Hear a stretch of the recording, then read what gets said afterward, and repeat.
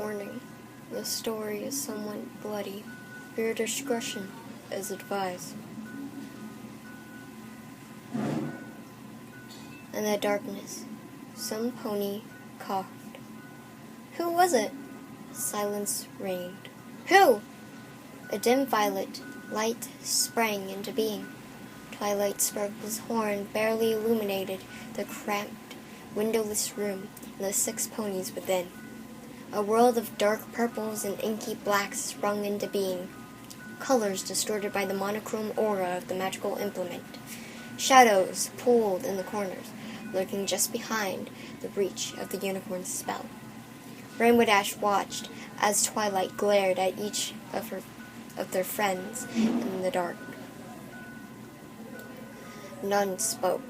Silhouettes danced along the walls as the unicorn moved her head, causing the light to jerk and shift.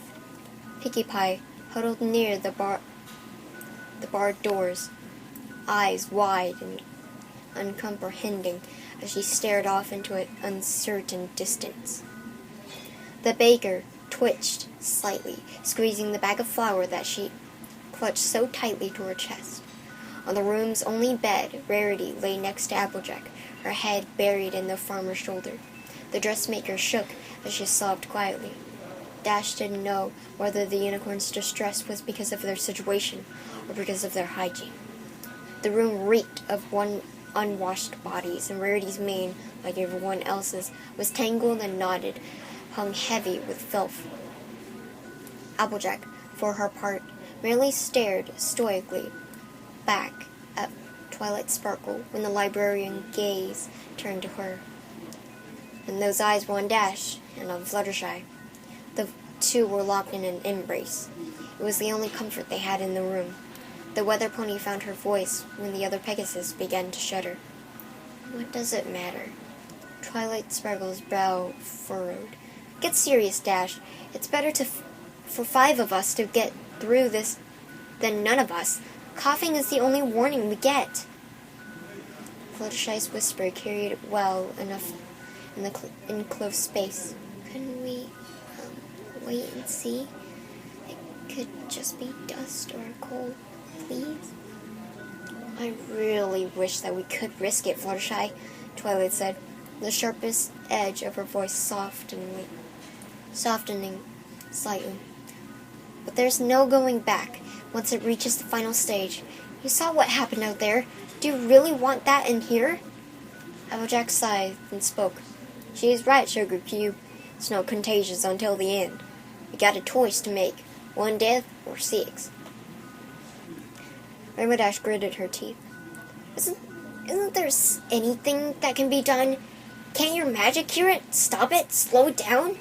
She paused and added in a hoarse whisper. Anything?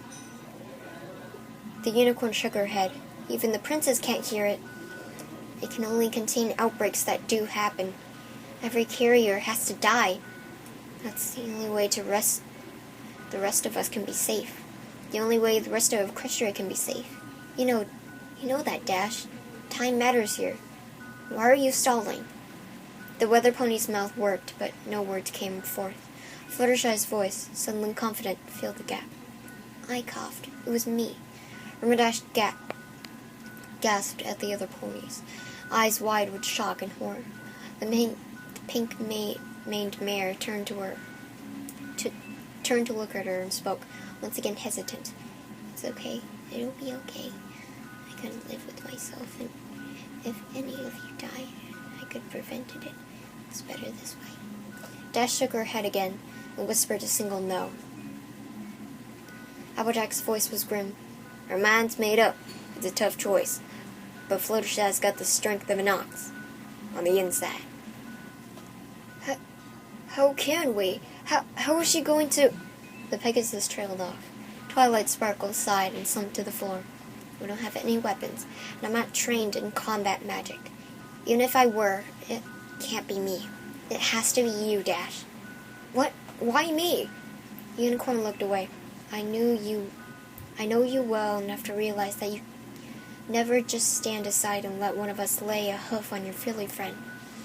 Maybe Julie, you knew that was necessary. But your emotions get the better of you.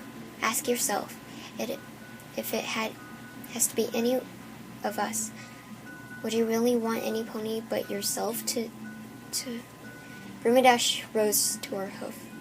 You're right. The mare's voice was hollow. She took a step away from the other Pegasus.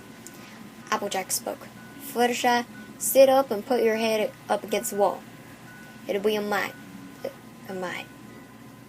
The mare choked back tears quicker. I'm so sorry, Rainbow Dash. I wish it could be any better other way. Twilight said. The rainbow-maned Pegasus looked over her shoulder to meet the eyes of the mare she loved. Fluttershy has taken the Earth Pony's advice. They stared at each other silently for a moment. Eventually, Dash found words as insignificant as they were. Insufficient as they were. I'm sorry. I love you. I'm so sorry. The other Pegasus replied, voice shaking. I love you too, and I forgive you. That's better this way. Just make sure some pony takes care of the animals when this is all over. When everything is back to normal. Brumidash whispered, I promise. She took careful aim, one buck. It would be quick. Fluttershy deserved that much at least, when she was sure she could connect, vision or not. She spoke. Cut the line, Twilight. No pony should have seen this. The horn's glow disappeared. Years of running and kicking the clouds had honed Dash's muscles. She reared up her front legs, gathered all her strength and kicked it out. She connected, and a dull thud was accompanied by the sensation of warm droplets splattered across her flank. It was followed by a high-pitched moan from the agonized pony behind her. Rainbow Dash reacted to Fluttershy's continued suffer without thought. She reared again, bucked repeatedly, steadying herself and adding force with swift flaps of her wings. On her fourth kick, the other mare's keening stopped with a sickening crunch. The other mare's hoof dropped to the floor. She stood shaking, her eyes wide, and her heart beating nearly out of her chest. Her fetlocks were drenched with sticky blood. She could feel it beginning to clot. She wondered, despite herself, whether the mess would stain, whether her coat would always bear the red residue of her deed. She wept quietly to herself. Silence reigned. In the darkness, some pony coughed.